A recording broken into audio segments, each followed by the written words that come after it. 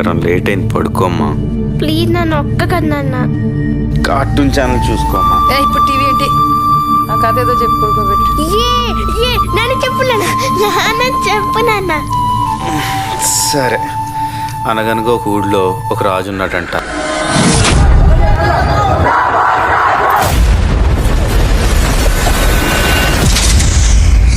చూసావా, కొండలకి సముద్రానికి మధ్య ఉన్న అడవి. ఆ బందిపోట్లలో 3 తెగలుండేవి. ఈ 3 తెగలు కొన్ని వందల సంవత్సరాలు వాళ్ళకి ఎదురు లేకుండా ఎదిగారు. బయట వాళ్ళు రాకుండా చుట్టూ పెద్ద పెద్ద గోడలు కట్టుకుని అతిపెద్ద ఆర్మీని తెచ్చుకొని తిరుగులేని శక్తిగా మలిచాడు. వాడి పేరు ఏ పేరు పెట్టాడు? అర్జునుడు లాంటి రూపం, శివుడు లాంటి బలం, అమరుడు లాంటి పౌరుషం, రాముడు లాంటి గుణం, కృష్ణుడు లాంటి సంభావనం. ఆ పిల్లవాడికి పేరు పెట్టాడు. వాడి పేరు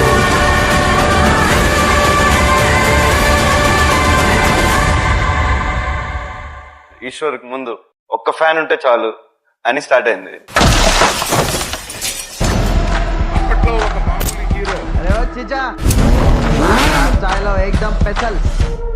ఇంటికి చూసావా, ఆయన కొడుకోడు హీరోలాగా ఉన్నాడని అనుకున్నామంటే తర్వాత చూస్తే నిజంగా కృష్ణవాస గారు. ఇప్పుడు చూడండి అడవి రాముడు దెబ్బ. ఈ సంక్రాంతికి ఏంటి ప్లాన్ చేస్తున్నాం? మీరు పక్కన చిరంజీవి గారు పక్కన సినిమా వచ్చినప్పుడు వీళ్ళిద్దరి మధ్య నిరంతరం యుద్ధం జరిగేది. ఆ యుద్ధంలో 3వ వాడి అడుగు పడింది. ఇన్నేంట్రా చంపేది బచ్చగాడు. మెగాస్టార్ ని, గాడ్ ఆఫ్ మాసెస్ ని వెనక్కి నెట్టి విన్నర్ అయిన రెబల్ స్టార్. నా వెంట్రు కూడా పీకలేడు.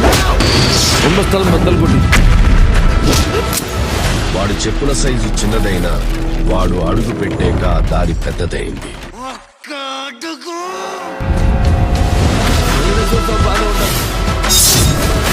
తలదించుకోవాల్సింది తప్పు చేసినప్పుడు. తప్పుడు నా కొడుకులు కావాలి.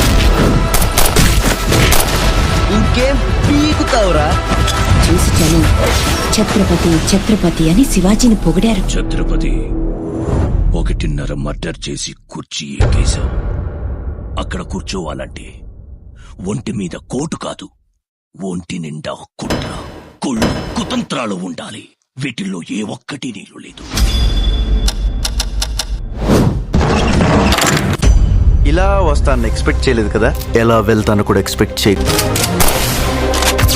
ఆ సైదులు గడికి చెప్పు, నా నెత్తురు గుడికి ఎక్కువ, నా కత్తికి పదునెక్కువ. గుర్తుకే సచ్చుడేంద్రా. మంచిగా ఉంటే మంచి, తేడాలు వస్తే తలకాయ లేచిపోతా. పౌరుషానికి ప్రాణం పెట్టే వంశంలో పుట్టినోడు. ఎవరాతను? ఇంత జనాన్ని వెనకేసుకుని వెళ్తున్నాడు. ఇది అంత పెద్ద పుడింగా. మెల్లగా మాట్లాడే బాబు. గాయన ఈ తెలంగాణ ఏరియా మొత్తానికే కింగు. ఇప్పుడు వచ్చి ఎలా ఉన్నాడు? ఇప్పుడే షోరూంలో తీసిన బండిలో ఉన్నాడు. ఈ బండి చూసావా? నీ క్యారెక్టర్ నాకు నచ్చింది. అడేమన్నాడు రాడు? అక్కడ కూర్చోవాలంటే ఒంటి మీద కోటు కాదు, ఒంటి నిండా కుట్ర, కుళ్ళు, కుతంత్రాలు ఉండాలి. వీటిల్లో ఏ ఒక్కటి నీళ్ళు లేదు.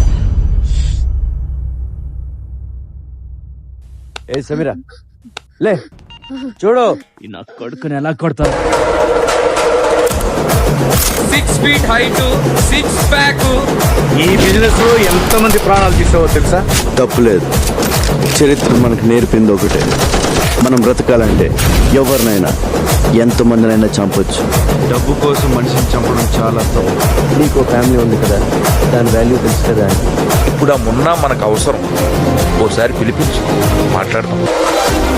రంగారెడ్డి జిల్లా చిన్నారం మండలం కాజీపల్లి అటవీ ప్రాంతాన్ని హీరో ప్రభాస్ దత్తత తీసుకున్నారు. మీరు వేసే ప్రతి అడుగు వెనుక మున్నా ఉన్నాడని నమ్మండి. కేరళ వరద బాధితులకు యాక్టర్ ప్రభాస్ విరాళం ప్రకటించారు. కేరళ సీఎం రిలీఫ్ ఫండ్ కు 2 కోట్ల విరాళం ఇచ్చారు. కరోనాపై పోరాటానికి హీరో ప్రభాస్ 4 కోట్ల విరాళం అందజేశారు. పీఎం రిలీఫ్ ఫండ్ కు 3 కోట్లు, ఏపీ తెలంగాణకు 50 లక్షల చొప్పున విరాళం ఇచ్చారు ప్రభాస్. నీకు అండగా ఉంటాను నేను మాటిచ్చాను. దానికోసం ప్రాణమైనా ఇస్తా.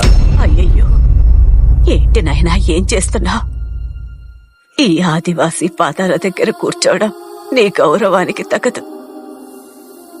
నేనేమో తక్కువ జాతి దాన్ని, కానీ నువ్వేమో రాజయోధుల్లా ఉన్నావు.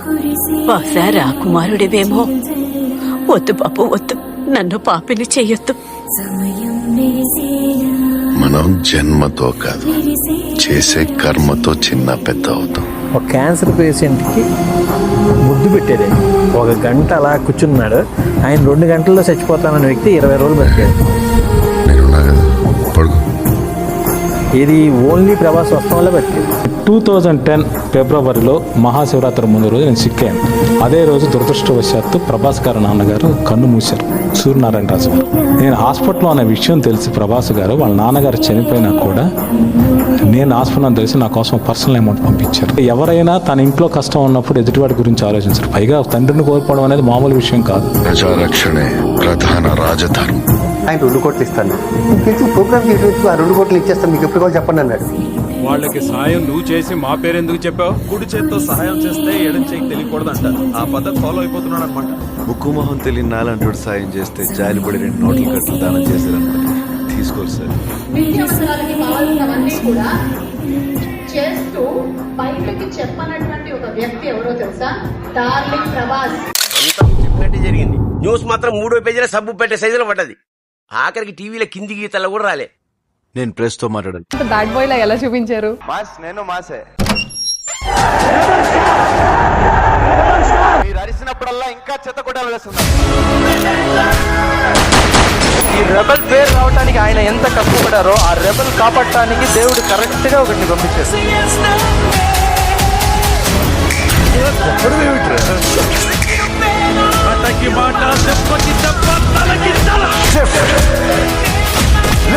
పులి కడుపుల పూల పుడుతున్నాయ్యా.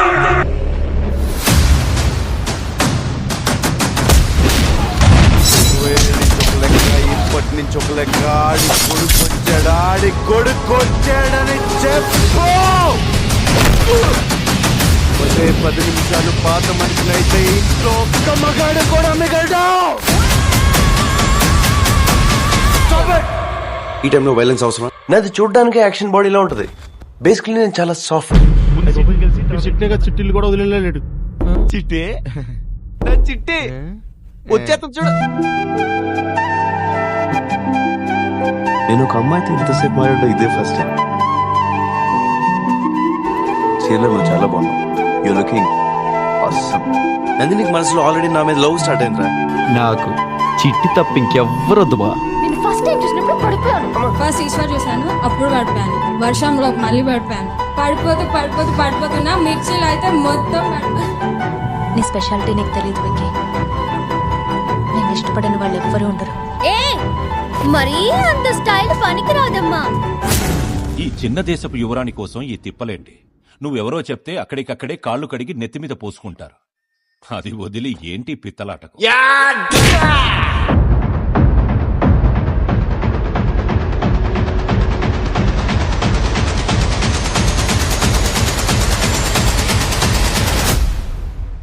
ఏంటి షాపింగ్ చేస్తున్నారు?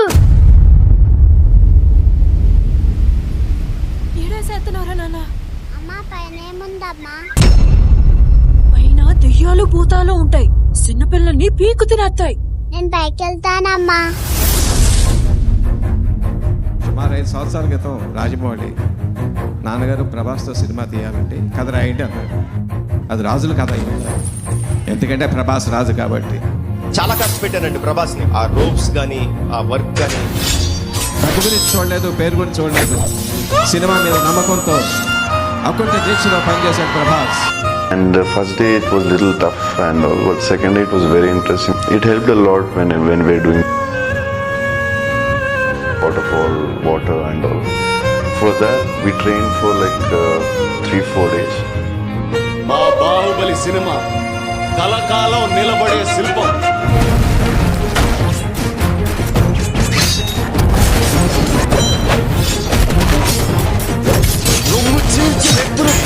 చెప్పడానికి వెళుతున్నాను.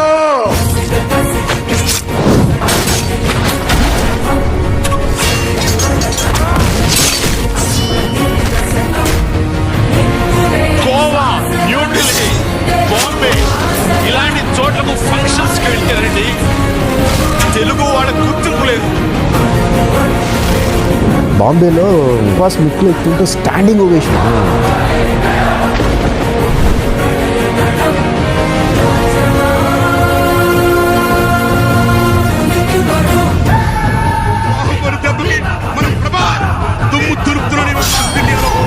He is today the biggest star in India.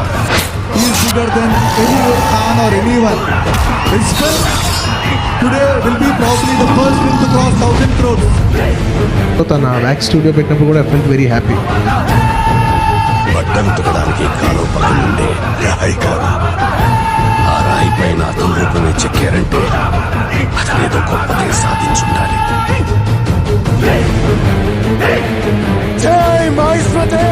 Baahubali ఓ శుభ ముహూర్తాన మాహిష్మతి మహారాజుగా పట్టాభిషిక్తుడు అవుతాడు.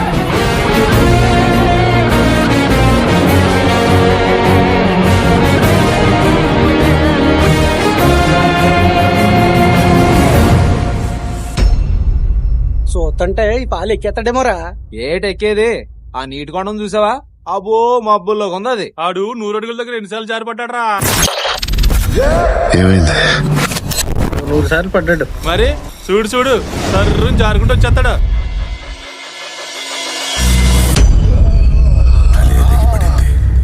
ఇంకా చెయ్యి కాలు ముండెం ఎంతసేపు నిలబడతాయి? ఫైనల్ గా మీ డార్లింగ్స్ కి ఏం చెప్తారు? ఇయర్లీ 2 ఫిల్మ్స్ చేస్తా, అది బెటర్. అది నాకు ఈజీ. మీకు ఓకేనా? వాళ్ళు చాలా నమ్మకం పెట్టుకున్నారు నీ మీద. నీ వాళ్ళంతా నిన్నిలా చూడాలి, నీ రక్తం చూడాలి,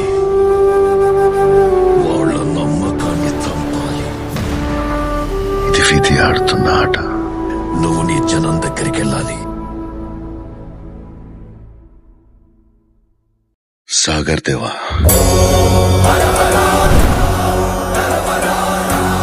మీకు తెలుసు నేను న్యాయం కోసం పోరాటానికి వెళ్తున్నానని. చిన్నప్పుడు అనేవారు, ఎందుకు సిగ్గు పుల్లు నోట్లో వెళ్ళి పెట్టాలరా అనేవారు. దయచేసి నాకు మార్గాన్ని ఇవ్వండి. తెలుసు కదా మీకు. ఆయన డేర్ డాషింగ్ ఆయన ఎప్పుడు అసలు ఆయన చూస్తేనే మొహమాటం లేదు అసలు. రెచ్చిపోయారు. ఆయన గురించి ఇంటుంటేనే ఒళ్ళంతా పులకరించిపోతుంది. ఆ మహానుభావుడిని ఒక్కసారి కళ్ళారో చూడాలనుందయ్యా. లేడు తల్లి, ఆ దేవుడు చనిపోయాడు. చిన్నప్పటి నుంచి మిమ్మల్ని చూస్తూ పెరిగాను. నేను ఈ రోజు ఇక్కడ ఇలా ఉండడానికి కారణం పెద్దనాన్న గారు. యాక్టింగ్ బాగా చేసినా, ఏమైనా మంచి పేరు తెచ్చినా ఓన్లీ ఆయన వల్లే. పెద్దనాన్న గారు శత్రువు వచ్చినా ఇంటికి ముందు గౌరవంగా పంపించి, తర్వాత నువ్వు కోపం వస్తే తర్వాత వాళ్ళ ఇంటికి వెళ్ళి చూసుకో, బయట చూసుకోవాలి. I love you. పాపరా పెద్ద ఆయన ఆఖరి నిమిషంలో కూడా. చనిపోయే చివరి క్షణంలో కూడా ఏమన్నా తెలుసు? రెబల్ స్టార్ ఎప్పుడు రెబల్ గానే ఉంటాడు. లేదు, ఈ రెబల్ ఇంకొక 50 సంవత్సరాలు మిమ్మల్ని ఆనందపరుస్తాడు. పెద్దనా పెద్దనా ఏమైంది? ఏమైంది పెద్దనా? కడుపులో దాచుకుంటా బాహుబలి.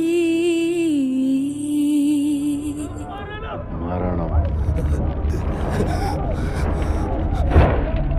మరణం వాసన. భూమి కృంగిన, నింగి చీలిన, న్యాయం చేతుల్లోనే అన్యాయానికి సర్వనాశనం. వానర వీరులారా, నీకు గుర్తుందో లేదో, ఎవరికుంది ఆ అధికారం? చిన్నప్పుడు నీకు కథ చెప్పేవాడు. పర్వత పాదాలు వణికి కదులుతాయి మీ హుంకారానికి. ఎంత పెద్ద సమస్య వచ్చినా నరాల్లో రక్తం బదులు అన్ని ప్రవహిస్తున్న మహావీరులు మీరు. తన బలమైన సైన్యానికి కూడా చెప్పకుండా ఒక్కడికే చెప్పేవాడు.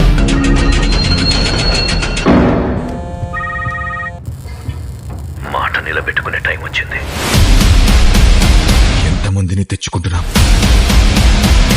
ఓడించాలంటే సైన్యం కావాలి. ఒక్క సైగ చేస్తే చాలు, సమస్త సైన్యం మనతో వస్తుంది. ఒక సైన్యం కావాలంటే అది వీడిని. వాడేం చేస్తాడు? పెద్ద పెద్ద గోడలు కట్టేదే భయపడి. బయటికి ఎవడిపోతాడని కాదు, లోపలికి ఎవడొస్తాడని.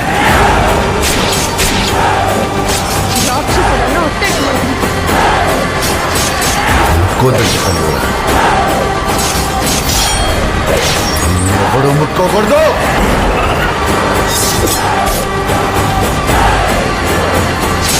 సంతకి పోనా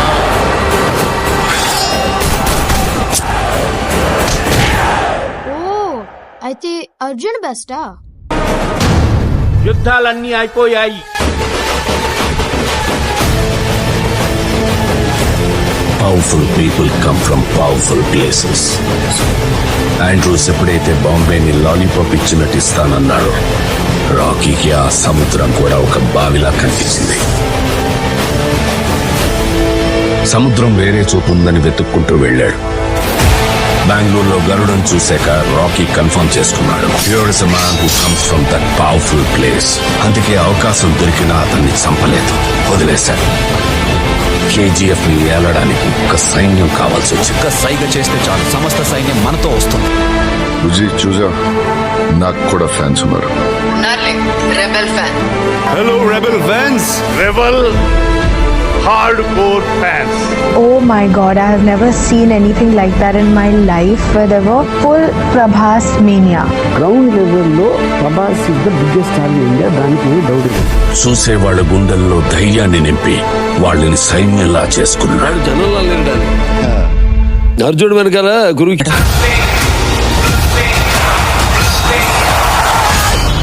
They call me king, not because I wear a crown, not because I sit on a throne, but because every word I spit, every line I drop, commands respect, demands fear. I don't follow, I rule. Every syllable, every pause, every breath, it's a weapon. I am the king. And this is my empire.